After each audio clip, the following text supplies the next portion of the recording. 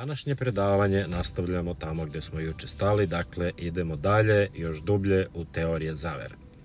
Ovo je baš onako sočna teorija zavere i svi ovi koji misle da je ovo teorija zavere, ako greše, u opasnosti su, ali sami su krivi, tako da počnemo. Počinjem sa Nikolom Teslom. Prvo ću da vam metnem ovo ovde što uopšte nije jasno šta je, ali tu su neki brojevi 8, 9, 3, 6, 9 i tako dalje. To neka bude čisto onako bez veze, kao neka sublimalna poruka koja i nema veze toliko s ovim što ću sada da vam pričam. A onda nastavljamo s ovim citatom koji kaže: ako želite da otkrijete tajne univerzuma, morate da razmišljate u smislu energije, frekvencije i vibracije. Obratite pažnju, ovo frekvencija i vibracija, jer ovo ima veze s ovim što sledi. Ja mislim da ovo što je Tesla rekao, ali čak i da nije rekao, nego da je neko izmislio, čak i tada za mene ovo ima smisla. O čemu se radi u ovom predavanju? Vidite ovde iza mene ovu gospođu kojoj vire telefoni iz mozga, pametni telefoni, mali ekrani, ali i bilo koji ekrani, bilo koji drugi ekrani nisu baš bezbedni. Mislim, znamo da zrače, ali ovde je u pitanju jedna druga vrsta zračenja. O čemu se radi? Naiđoh na jedan patent iz 2001. godine. Dakle, 2001. godine, vidite ovde broj patenta. Ako to ukucate u Google, dobit ćete informacije o tome. Znači 2001. onda do danas je više puta nešto obnavljan, nešto se menjalo, ali taj patent postoji i on se tiče, sad ću ja ovde laički da vam objasnim, znači neću ići u detalje.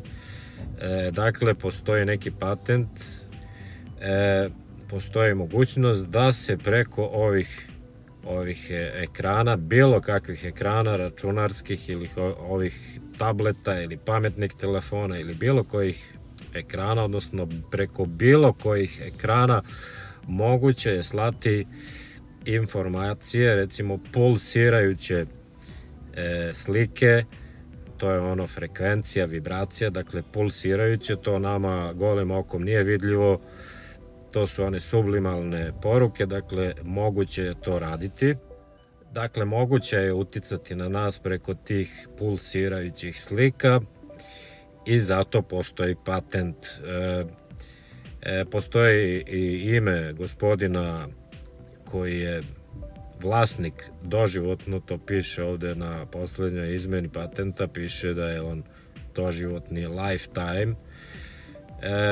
Probao sam da googlam, našao sam neke fotografije, ne znam da li je u pitanju taj gospodin, ali kao što ovde piše, gde je gospodin Loss, Hendrik, čini mi se,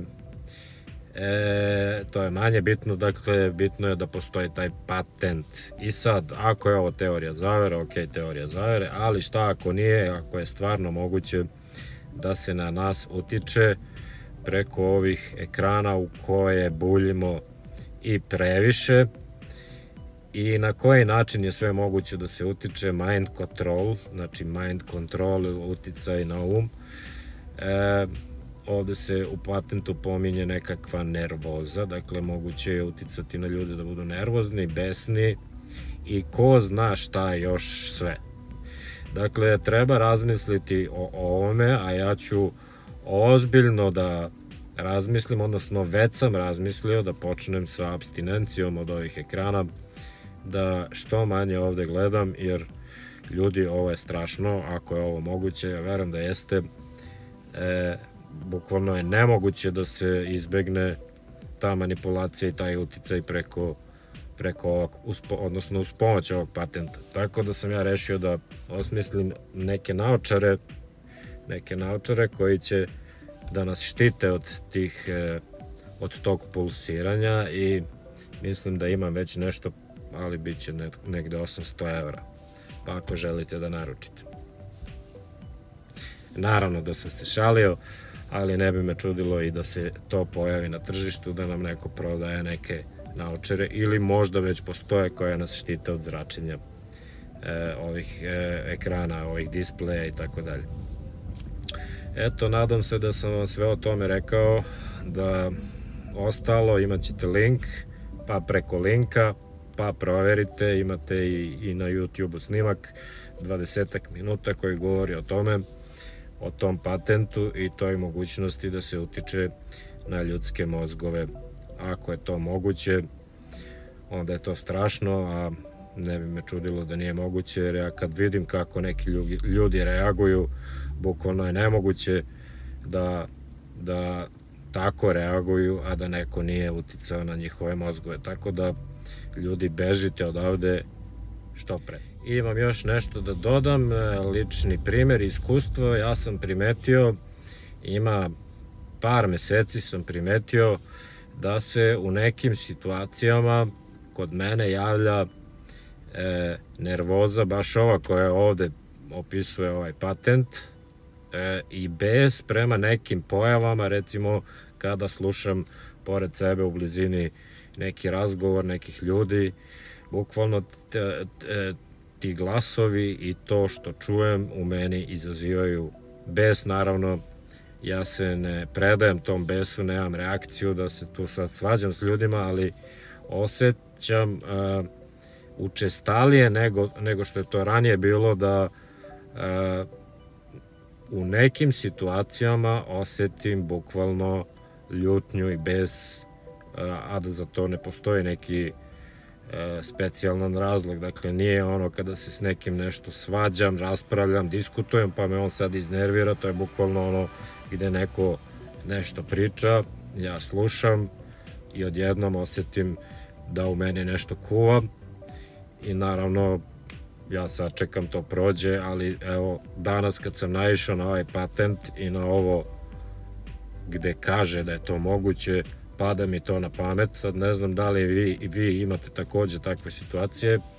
U svakom slučaju ja verujem da je tehnologija otišla daleko i bez obzira na sve to provoditi toliko vremena buljaći u ove displeje, ove pametne telefone i ostalo, nije uopšte zdravo, čak i da ovo sve ne postoji, ali ja mislim da je uticaj preko frekvencija, energije, vibracija moguće, kao što recimo znate da kada radio stanicu na neku tražite, ona funkcioniše samo na određenoj frekvenciji, na nekoj drugoj ne. Tako da mislim da je moguće i ovo, tako da rešenje je, ljudi, da se sklanjamo od TV ekrana, jer ko zna gde će ovo da odvede. Najnovije dešavanja gde se ko na dugme širom sveta dešavaju neki zločini, delimično mi ovaj patent objašnjava da je to moguće izvesti, tako da, ali naravno teoretičari zavere, ja sam teoretičar zavera, ovo su sve gluposti i kao što rekoh na početku, ljudi koji misle da je ovo glupost, oni su u opasnosti ako ovo ipak nije glupost. Tako da, nadam se da sam sve rekao, toliko za sada i voz zdrav. Kakve misli, takva kol. Slobodan si, nisi rob.